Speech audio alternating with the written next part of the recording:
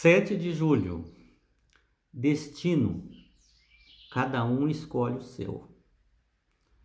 Efésios 1, 3 até o 14, ensina que Deus predetermina o futuro dos seres humanos, predestinando alguns à vida eterna e outros à morte eterna. Será que é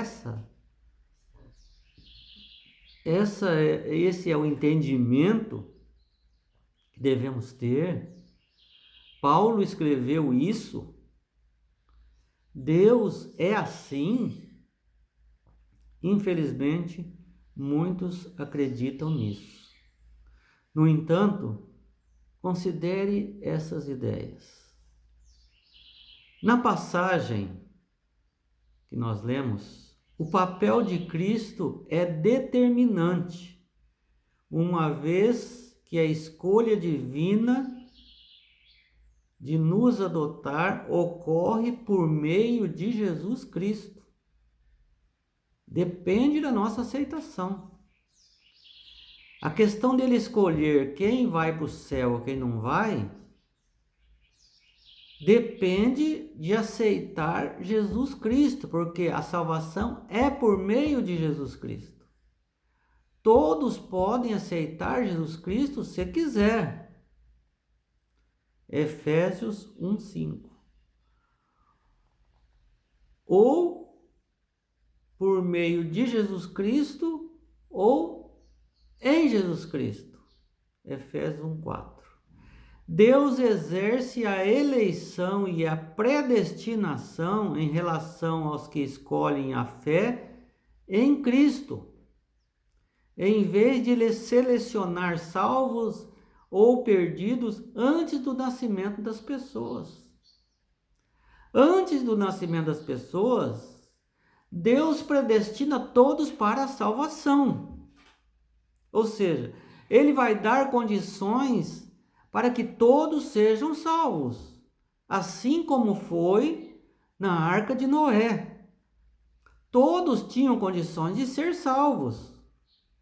Noé ficou 120 anos pregando para que eles entrassem na arca.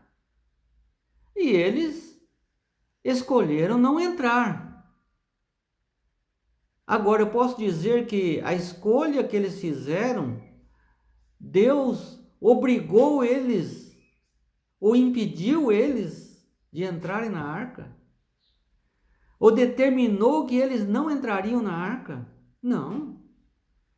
Porque senão a pregação de Noé seria uma hipocrisia, uma mentira. Ele falou para todos entrarem, insistiu. Quem estava falando era o Espírito Santo, por vontade do Pai. Mas eles escolheram. Nós escolhemos nosso destino. Os que são predestinados para a salvação são todos, só que os escolhidos são poucos. Por quê? Porque poucos estão aceitando. Veja o mundo do jeito que está. Veja se nas famílias, na maioria, existe Deus na sua realidade. Ou existe um Deus supérfluo, transparente, um Deus ausente, que só se procura quando a coisa fica feia, né? Então, em vez de selecionar salvos e perdidos antes do nascimento, Deus, antes do nascimento, seleciona todos para a salvação e coloca na mão das pessoas para dizer: eu quero ser salvo ou não. Eu quero entrar na arca ou não. Em decisão divina, a decisão divina é a resposta estudada, pré-determinada aos que exercem a fé em Jesus Cristo. Então depende de uma resposta do ser humano. Se quem vai ser salvo tem que ter uma resposta ao chamado de Deus. O segundo argumento é Efésios 1, 3 a 14. Também contém linguagem relacional vívida sobre a obra da salvação. Deus é Pai e nós somos seus filhos adotivos. Efésios 1, de 3 a 5. Nós somos seus filhos adotivos. Deus nos adotou como filhos, irmãos de Jesus, que recebem suas bênçãos abundantemente. Efésios 1, 8. E devemos entender a linguagem sobre a escolha e predestinação à luz dessa rica linguagem, que é uma linguagem relacional. Deus não é um juiz distante, insensível, que faz um decreto dizendo esse vai e o outro não vai, mas um pai carinhoso para com seus filhos. Efésios 3,15. Quando um ditador, alguém insensível, que faz um decreto desse, que a pessoa entende que Efésios 1, de 3 a 14 está dizendo sobre vai ser salvo esse, aquele não vai. Alguém já perguntou para você que é casado e tem mais de um filho, dizendo qual o seu filho preferido? Até hoje eu não vi nenhum pai, nenhuma mãe dizendo meu filho preferido é esse.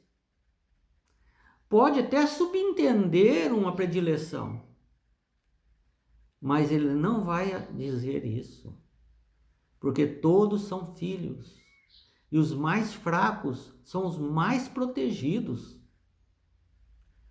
Então, se nós seres humanos maldosos, em amor a nossos filhos, não fazemos predileções, por que um Deus amoroso, puro, com amor perfeito, e que o amor dele é muito superior ao do ser humano, iria fazer um decreto refugando alguns dos seus filhos? Mas qual seria o motivo de só deixar a pessoa nascer, viver, sofrer, para não ter opção de salvação? É insensível isso, né? Nós não podemos crer que a predestinação é assim, porque Deus não é assim. Deus é amor. Deus nos ama. E quem é amor e nos ama não faz isso que as pessoas entendem.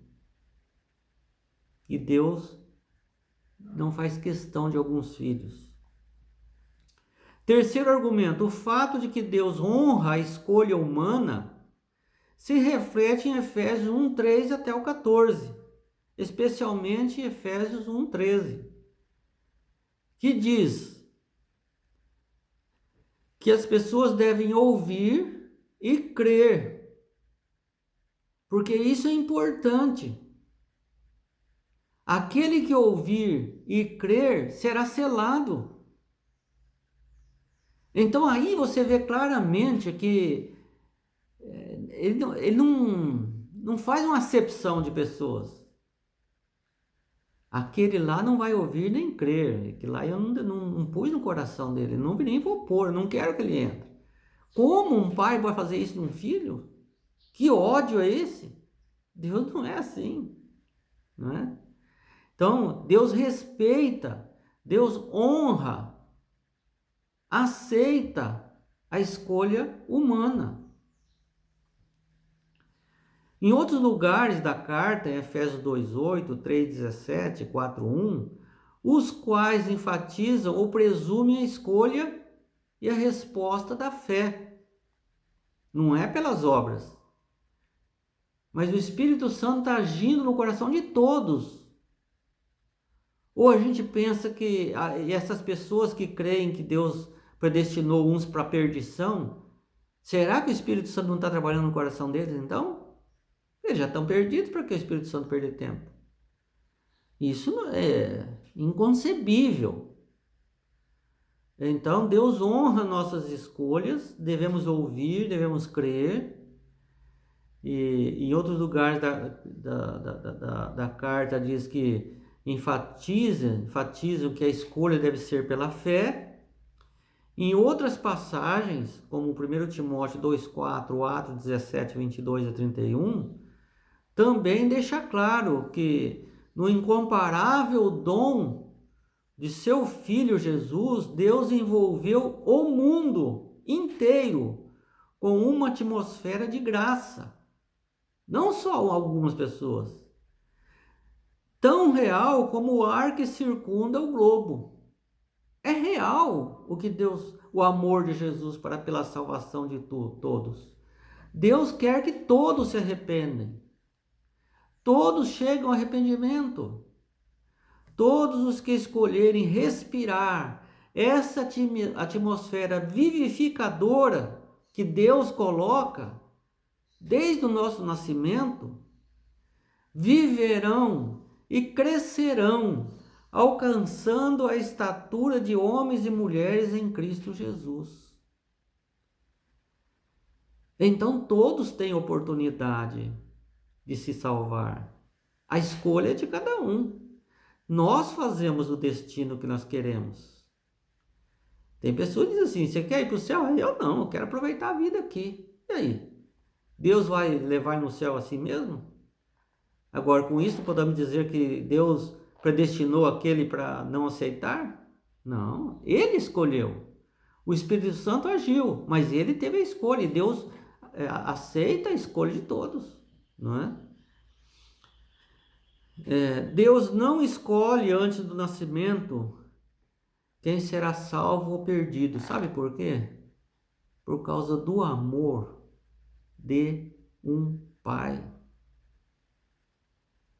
É impossível alguém amar e refugar parte de seus filhos. De quem é a escolha que no fim decide se a pessoa terá ou não terá salvação em Jesus? Da própria pessoa. Deus jamais vai deixar de atuar em qualquer pessoa que seja. Ele vai atuar em todas. No sentido de salvar. Por isso que diz que a chuva e o sol recaem sobre todos, justos e injustos. Por quê? Para que no dia do juízo não se diga: mas aquele lá é um filho privilegiado, por isso que ele aceitou. Noé aceitou, porque Deus falou com ele. Nós, Deus não falou, mas falou através de Noé. E ele então ofereceu oportunidade. Você está recebendo oportunidade dia a dia. Agora você tem que escolher o seu destino. Aquela questão de destino está escrito nas estrelas, isso é uma papagaiada. Destino não está escrito em lugar nenhum. Destino está, você faz o seu destino. Você aceita ou não aceita. Você tem uma herança para receber. E está lá no cartório. Você só tem que assinar. Não precisa fazer mais nada. Só lá e aceitar. Assina dizendo que você aceita. Se você não for, você vai viver como pobre o resto da vida tendo uma fortuna lá. Mas se você for e assinar e aceitar, você vai desfrutar dessa herança. Tá, o seu destino de ser pobre ou ser rico está com você.